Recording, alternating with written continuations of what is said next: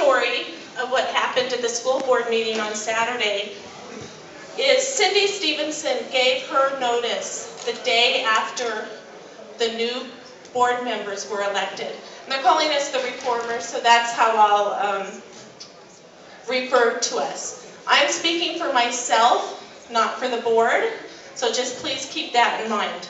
So she gave her notice the day after we were elected and said she couldn't work with a conservative board.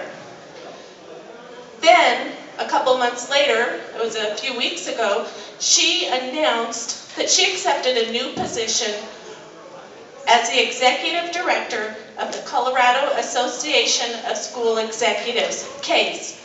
Basically, I believe she'll be a lobbyist for the union at our Capitol. She used the Jeffco taxpayers' money to promote her new position using all of the Jeffco websites that were available. The very next day after she made that announcement, she spoke to the board attorney and told him that she would like to work out a negotiation to end her contract early. So she approached us. We were not pushing her out. When anyone is in a high-level position and they've given their notice, they've accepted another job, it's not like we could force her to stay in that position until June 30th. So we said, sure, we'll work with you. On February 6th, Ken Witt announced at our board meeting that he wanted to have an executive session to discuss the negotiations with Cindy Stevenson for a personal matter. He didn't want to announce it and embarrass her. On February 7th, the board attorney sent an email to all of the Jeffco board members to let them know that at that Saturday meeting, we would be discussing negotiating her contract.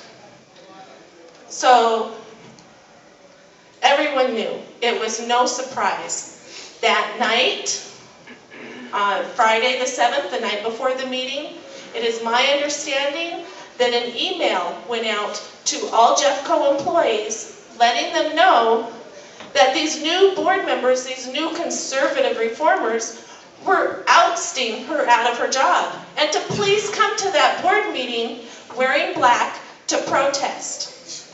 And from the videotape, you could obviously tell that it was a very well orchestrated, planned, and staged protest.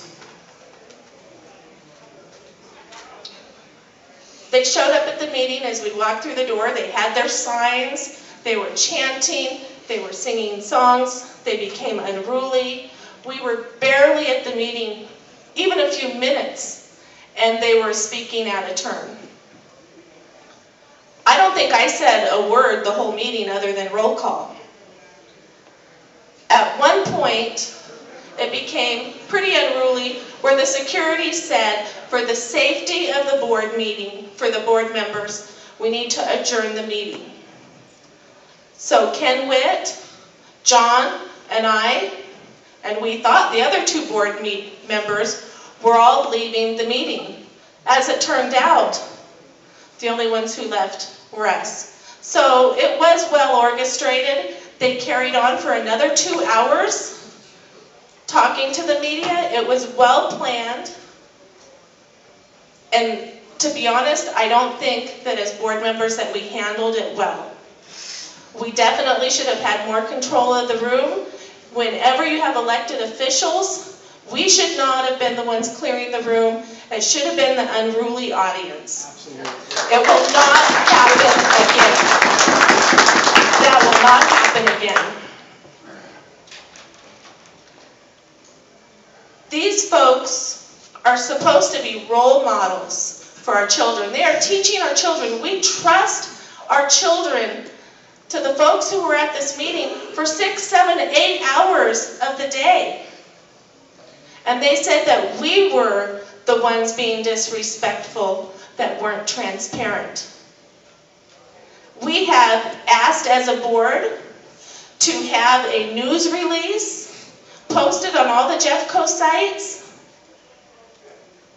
and we are getting no cooperation. We have just a few more days before Cindy Stevenson is done in the district.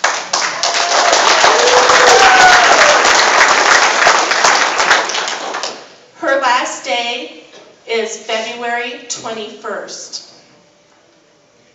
Now, we have a meeting coming up. It is next Tuesday, February 18th, 5:30.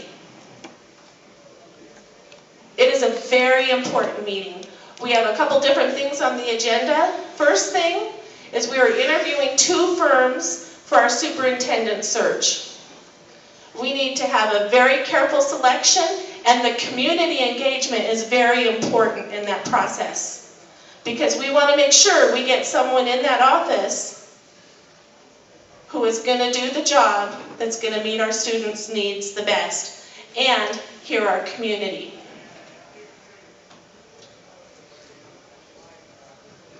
The other things on the docket that night are union negotiations. I have my 2 items. I don't know what the other 2 gentlemen, the new board members, have in mind, and the girls have not mentioned anything. It is a very important night, not just for Jeffco schools and our children, but across the state and the nation. So I want to remind you again, it's Tuesday, February 18th at 5:30. Where at? It's going to be at the Ed Center that's on Denver West Boulevard. I don't want to give you directions because you might end up in Colorado Springs. What's the building? But I believe it's building 27. Is it the usual spot? The usual spot. It'll be in the boardroom, the 5th floor. And I would expect there will be a very large crowd. If you are a supporter, you may want to wear red or white. I know that those who are against us wear black. So just a thought for you. And then on top of all of this media spin and information that's going out there, I just thought I'd let you know a little thing that's being twittered around town on the Jeffco website. The president of the PTA, Michelle Patterson, and her cohort, Shauna Fritzler, are twittering that they want to sit on the couch, clean their guns, and learn how to shoot, referring to me.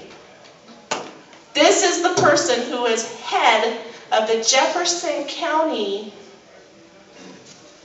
PTA, who's supposed to be representing all of the parents across the district.